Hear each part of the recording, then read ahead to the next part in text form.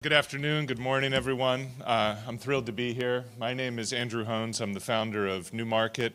We're a registered investment advisor specializing in structured credit. We've completed about $50 billion worth of notional risk transfer over the last several years with many of the world's largest banks. As respects Bitcoin, I'm also thrilled to have been the founder of Battery Finance in partnership with 1031, the largest Bitcoin-only venture firm in the world. And I'm also delighted to serve on the board of Fold. You may have seen recently we announced the completion of our first transaction blending Bitcoin with a traditionally financeable asset, which was a commercial real estate loan that we completed in Philadelphia and announced on CNBC some time ago. We have a deep pipeline of those types of investments, and we're actively working with pensions across the United States to assist them in let's say, safeguarding their credit investments from the ravages of inflation. Today, however, I'm going to share a thought experiment related to the Strategic Bitcoin Reserve and the United States Treasury. In particular, we're going to talk about BitBonds. And our goal today is to think about how could we lower 10-year interest rates, build savings for American families, and at the same time, defease the national debt. These are three pretty big objectives, but I think that they're remarkably achievable when you begin to perceive the compound annual growth rates of Bitcoin. And in many ways, Michael's talk earlier today set the stage for this in a beautiful way. First of all, we have $9.3 trillion of federal debt that's coming due within the next 12 months. The interest rates on that debt have dramatically increased over the last 3 years, and refinancing it at today's interest rates will create an extremely profound burden on taxpayers. Secretary Bessent has indicated his strong desire to spread future Treasury issuances across the duration curve, avoiding the risk of putting everything in the short end of the curve, as Secretary Yellen did. President Trump and Secretary Bessent have also indicated their strong interest in lowering 10-year interest rates, which have an important effect on consumer finance, mortgage finance, auto loans, as well as the federal interest expense. President Trump created the Strategic Bitcoin Reserve, and in particular directed the United States government to identify revenue-neutral ways to acquire Bitcoin. By creatively integrating Bitcoin into Treasury bonds, I would like to suggest that we can significantly reduce the borrowing costs of the federal government and defease the debt. And in particular, I would like to propose that for Americans that purchase these bonds, that they be tax-free from both interest as well as capital gains and offer a very strong way for American families to rebuild wealth. So what's the program? It's actually pretty straightforward. $2 trillion bond issuance, 10% of the bonds go for the purchase of Bitcoin, 90% go for other government purchases. Per $100, $10 buys Bitcoin. The interest rate on a current pay basis is much lower than the normal interest rate, only 1% per year. This dramatically reduces the current interest expense of the federal government. At the conclusion of the bond, in this case a 10-year bond, investors are due a compound annual growth rate of 4.5% on a senior basis. That's equivalent, roughly, to the 10-year interest rate on treasuries today. And after they receive 4.5% on a senior basis, they're entitled to 50% of the Bitcoin upside, and the United States government retains the other 50% of the Bitcoin upside. What would this look like? Well, if it's a $2 trillion issuance right off the bat, that would mean $200 billion worth of Bitcoin purchased. At $90,000 per Bitcoin, that's 2.22 million Bitcoin. Of course, the price will fluctuate and likely will acquire a different amount than that, but that's at $90,000. What would this look like in terms of savings? Well, the current U.S. 10-year rate is roughly 4.5%.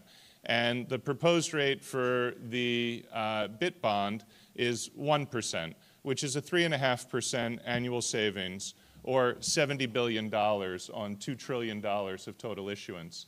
Over 10 years, that's $700 billion. On a present value basis, roughly $554 billion.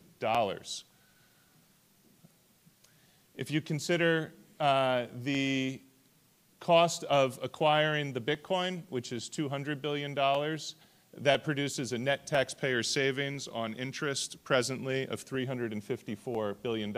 In other words, the United States federal government could acquire $200 billion of Bitcoin and save $354 billion at the same time. Of course, this is just an illustration, but I think that it would be great if American families could also purchase these bonds in addition to institutional and foreign investors. Like Tether, we learned today that they have enormous holdings in United States treasuries. And institutional and foreign investors will be attracted to these bonds because they can serve as eligible collateral for a range of different swap and derivative arrangements. But for American families, I would like to propose that the BitBonds be free of income tax and free of capital gains tax in order to put a tremendous tool for savings in the hands of everyday Americans. What would this look like? What could an American family expect to gain over the course of 10 years? Well, there are 138 million American families, and if they purchased 20% of this total issuance, that would be a $2,900 investment per family. What I've illustrated on the right are the 4-year compound annual growth rates for Bitcoin at the 10th, 25th, 50th, 75th, and 90th percentile. And as you can see, at even the 10th percentile, the interest plus the Bitcoin upside on this bond would be $96.58 for a compound annual growth rate of just shy of 7%. And that's on a tax-free basis, a tax-exempt basis. At the 25th percentile, you're looking at 9.33%. And at the 50th percentile, you're looking at a tremendous return over a 10-year period, 17%. What would this look like for the government, for the United States of America? We would dramatically reduce 10-year interest rates. We've already discussed that. Significant savings, $554 billion present value savings. Substantially reduce dramatically reduce the interest rates from 4.5% to 1%. That can ripple through the rest of the Treasury market and reduce mortgage borrowing, reduce auto borrowing, reduce small business lending costs, so many different advantages. Also substantially reduce the interest expense for the government. That's where the present value component comes in. Revenue neutral acquisition of an enormous amount of Bitcoin.